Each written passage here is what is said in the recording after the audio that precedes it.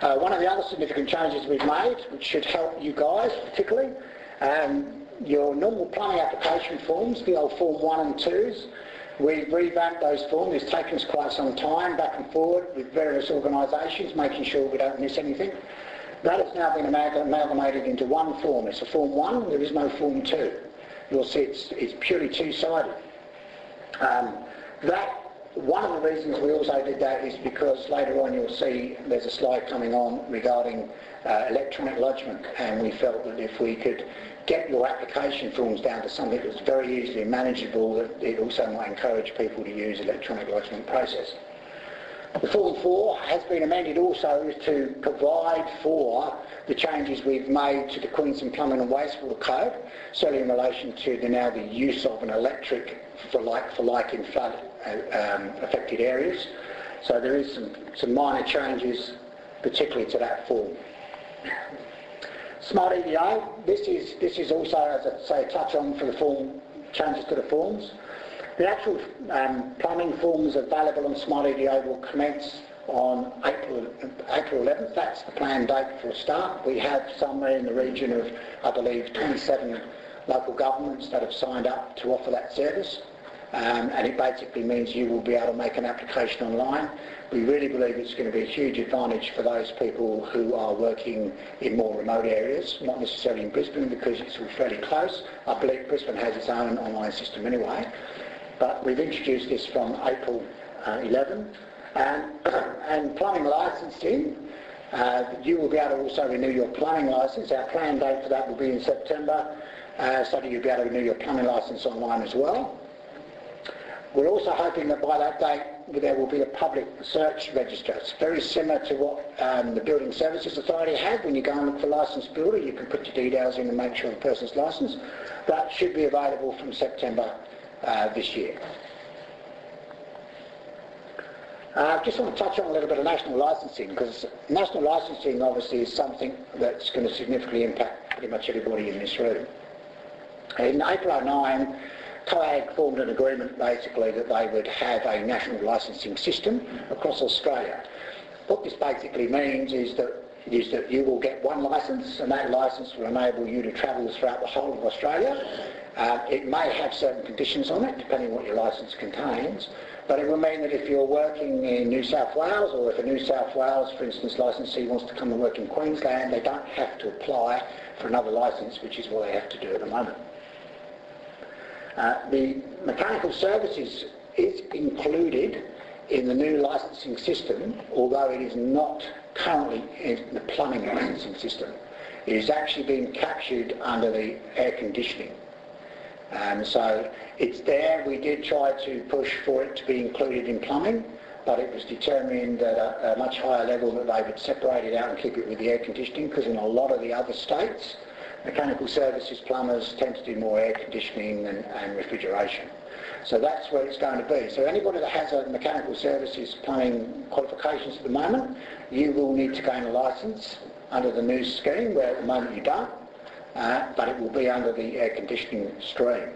There is proposals that once it's been established and that the whole licensing system's been up and running, that they can possibly review should there be some move over from some parts of mechanical services into the actual plumbing stream, which we fought for and we believe should be. There's whole parts that should be in that area. There's a proposal at the moment is going to be 3 types of plumber's licence. And although this is not actually cast in stone, it's very close. The 3 licences will be a provisional licence as we have it now, but with a different meaning. The provisional licence will be for it's going to be used for somebody to be a migrant applicant who will be able to come in under a provisional licence. There will be obviously additional conditions depending on what qualifications they have from overseas to enable what training they will need to do. The second level of licence will be a registered tradesperson, is what they're calling them now. There is some discussion over that title. That will be for the guys that basically have got the equivalent certificate 3 now. And the final one will be a certified licence. Again, that is still being reviewed as far as a title, because the problem with the word certifier is it gives the impression that it's self-certification, and that's certainly not what's being planned. They're talking about calling it maybe a licensee. As I said, so the 3 levels, that's going to be your occupational, and of course there will be a contractor licence as it is now, pretty much under the same stream as now, but we don't quite know yet how that's going to be administered. And after July 2011, we're anticipating that the new national regulations will be drafted and will be supplied around, and they will go out for public comment on the draft. Now the regulations, once they're drafted from the Commonwealth, will outline the proposals of how national licensing will be implemented and its effect. Now it's only when we receive those draft regulations we will be able to see the impact certainly on Queensland plumbing industry.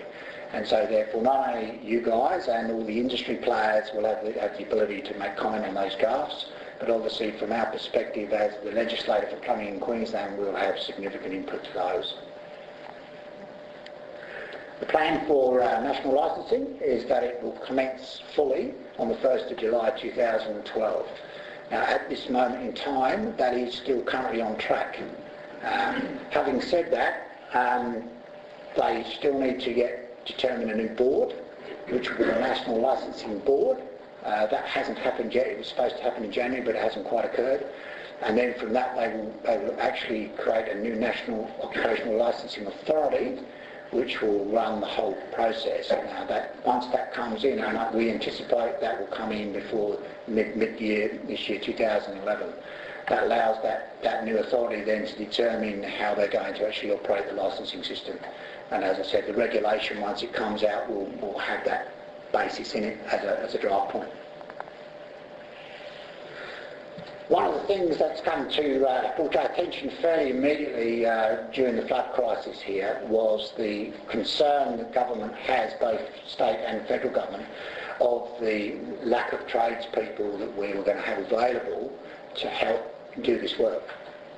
Our concern at that stage was that although we want to make it as simple as we can to get other licensees to come in from other states, what we don't want to do is reduce the level of licensing function we have here as far as compliance and ensuring that they've got appropriate qualifications. What we have done is we've contacted our counterparts in the other jurisdictions, and we've made arrangements for them to be able to provide all the paperwork and relevant information to any licensee in another state that is looking to come to Queensland, so that we can speed up the process. One of the processes that we are looking to do at the moment is we are looking at possibly creating a mutual recognition licence application. That's something that's on the drawing board at the moment to enable them to speed up their process. And we will be also looking probably at local government to aid us slightly in that role. The draft proposal I have at the moment is to enable someone to maybe renew their licence or make an application for a Queensland licence over the phone by the use of their current licence from the state they're in, and then we would arrange for that licence to be picked up at the relevant local authority that they're intending to go work in, so that we still have that control to some degree to make sure they are who they claim to be. One of the other things we did immediately after the flood issues was we called an emergency meeting of the Plumbing Industry Council, and we put to the council that obviously these guys where they've had serious damage to their property and their possessions, that anybody that's lost or damaged a licence in that time can apply for a new one, and we would waive the cost for that.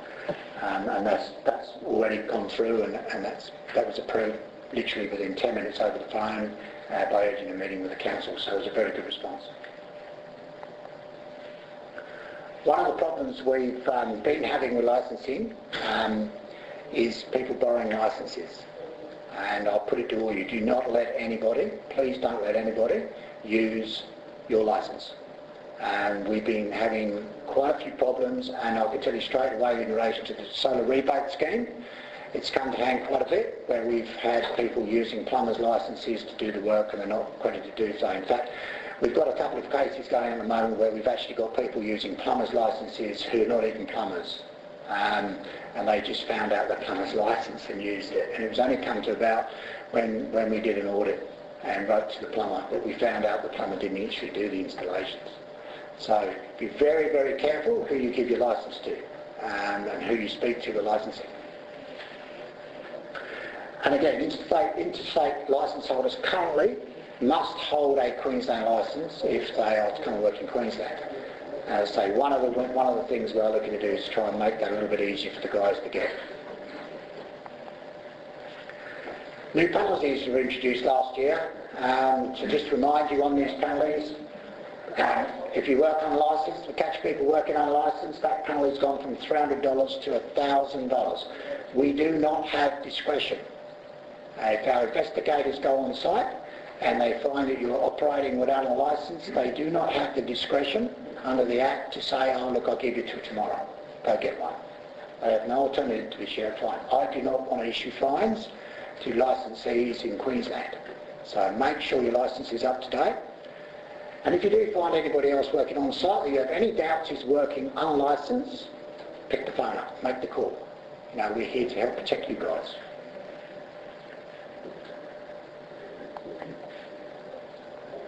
We've been undertaking significant amount of compliance checks over the last 12 months.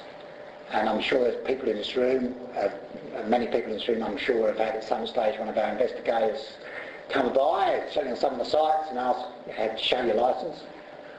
As you can see, we did 300 checks during 2009 and 10, and we had issued, that resulted in 239 fines being issued for a range of offences. And there was 17 disciplinary orders were made by the Plumbing Industry Council. Now, the disciplinary orders, they are usually related to more serious matters or matters in relation to serious defective work.